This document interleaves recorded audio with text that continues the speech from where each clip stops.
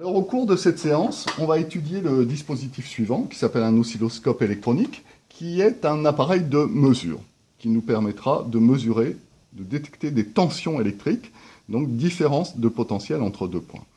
Ici, au-dessus, j'ai un générateur, qui sera tout simplement un générateur de tension électrique. Alors ici, on peut voir qu'il est réglé, donc j'ai appuyé sur fonction pour le régler sur DC, qui veut dire courant continu, donc en fait, il me délivre tout simplement une tension continue. Et je peux régler avec offset, je peux régler la tension. Ici, j'ai mis une tension de 1 volt en continu. Je suis toujours sur l'absence de modulation, no modulation. La modulation, on ne la verra pas cette année. Voilà. Ici, la fréquence ne sert à rien puisque je suis en tension continue.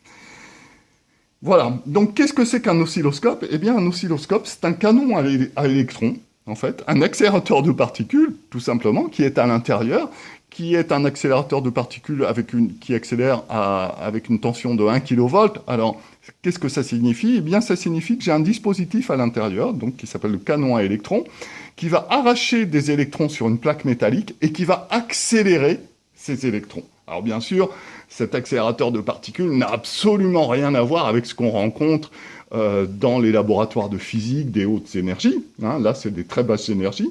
Mais on va voir l'intérêt de ce dispositif. Alors, quel est l'intérêt de ce dispositif? Eh bien, c'est que ce faisceau d'électrons va venir cogner au milieu de l'écran sur quelque chose de fluorescent, qui permet de visualiser le point. Alors, ce faisceau d'électrons va passer entre deux plaques électriques, et sur ces deux plaques électriques, je vais envoyer une tension électrique produite justement par mon générateur. Donc là, j'ai un canal qui est relié aux plaques verticales X. Alors vous allez me dire, ces plaques verticales, est-ce que je peux les voir? Alors on ne peut pas les voir ici, mais sur cet oscilloscope, on voit bien pouvoir les voir puisque cet oscilloscope est transparent. Donc ici, qu'est-ce qu'on voit? On voit bien ces deux plaques métalliques à travers lesquelles le faisceau d'électrons va passer. Là, on voit bien le canon à électrons. Et on voit également la plaque métallique de départ, à partir de laquelle on arrache les électrons avec une tension électrique de l'ordre du kilovolt. Donc il y a le petit tunnel qui sert à arracher les électrons, et ensuite, ces électrons vont passer entre deux plaques horizontales, on les voit, elles sont avant. Elles ne vont pas m'intéresser tout de suite, on aura l'occasion d'y revenir, mais à la suite de ces plaques horizontales, j'ai deux plaques verticales, et c'est ces deux plaques verticales qui m'intéressent. Alors évidemment, si je ne mets pas de tension sur ces deux plaques, eh bien, le faisceau d'électrons va taper au centre de l'écran lorsque j'ai bien réglé mon zéro.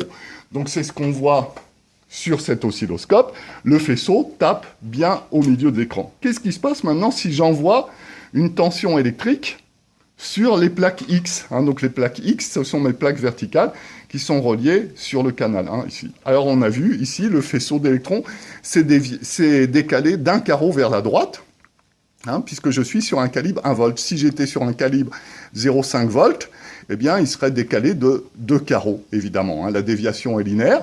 Ici, si j'augmente la tension délivrée par le générateur et que je me place sur 2 volts avec un calibre d'1 volt, je me décale de 2 carreaux, bien entendu. Tout ça est parfaitement logique et linéaire.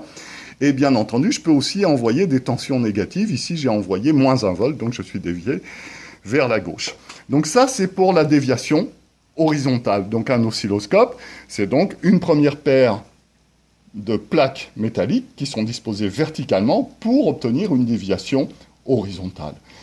On va voir qu'on a également, alors on a vu en fait qu'on a également à l'intérieur de l'oscilloscope deux plaques qui sont horizontales et qui vont être responsables de la déviation verticale. Ces deux plaques sont appelées les plaques Y.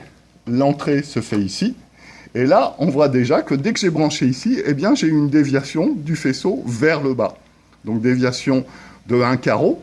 Puisque je suis sur un calibre de 1 volt, ça veut dire que ma tension continue est de moins 1 volt. C'est bien moins 1 volt que j'ai ici au niveau du BF. Donc ici, je peux régler ma tension continue et surtout la mesurer et la visualiser sur l'oscilloscope.